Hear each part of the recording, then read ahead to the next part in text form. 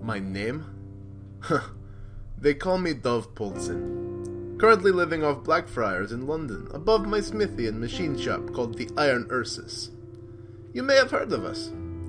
I do all sorts of basic repairs for people in the neighborhood, but we are mostly known for art pieces.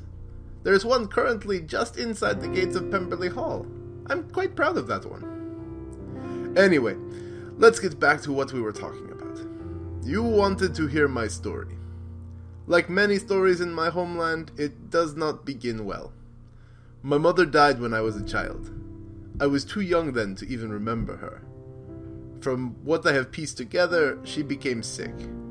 I do not know, because my father never told me. He was a cold man and a drunk.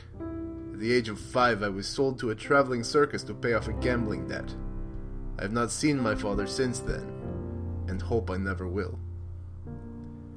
The Abramov brothers, owners of that circus, treated me like an animal. I spent my youth hauling boxes and pitching tents. I grew strong. So strong that the Abramovs began to realize they had a better use for me. I was to fight in the center ring. Every night and twice on weekends, I was made to fight all manner of things. Beasts, orcs.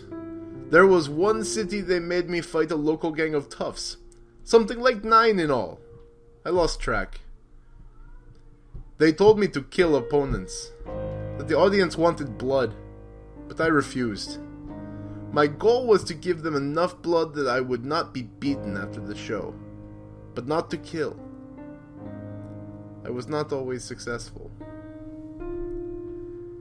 After a particularly brutal day, which ended with them ripping my fangs from my mouth without even the kindness of drink to numb the pain, Anastasi, one of the men who cared for the animal axe, freed me. We ran, and if you have never been in the Russian wilderness in winter, I will tell you to avoid it. By the time we made it to the border, we were filthy, emaciated. But we made it to a village that did not know of the circus, did not know our names. We stayed there, doing odd jobs. Anastasi taught me how to bend iron, and I took to it. It was not long before I was teaching him. It was fear that continued to drive us west. We knew that if we did not keep moving, the tents would appear on the horizon, and they would remember us. We were in France when we had gathered enough money to afford a dirigible trip to England.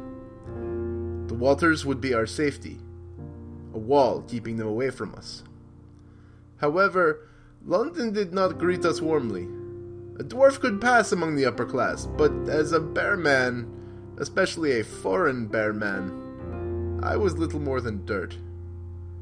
I found a job at the local smith, and they allowed me to make what I wanted with this scrap. I had a piece displayed in the shopyard when a nobleman came and bought it immediately, demanding to know the artist. It is amazing how quickly your reputation can change when one of the noble birth declares you an artistic genius. I do what I can for the people around here.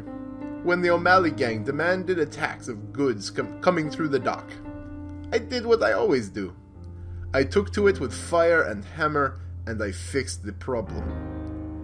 Since then, I'm a bit of a legend around here. You may have seen the little statues of a bear with a hammer raised above his head. Yes, that is supposed to be me. What can I say? I do what I can to make sure that no others have to see what I've seen. And I guess that is why I've decided to join this Torchbearer Society. Is that all?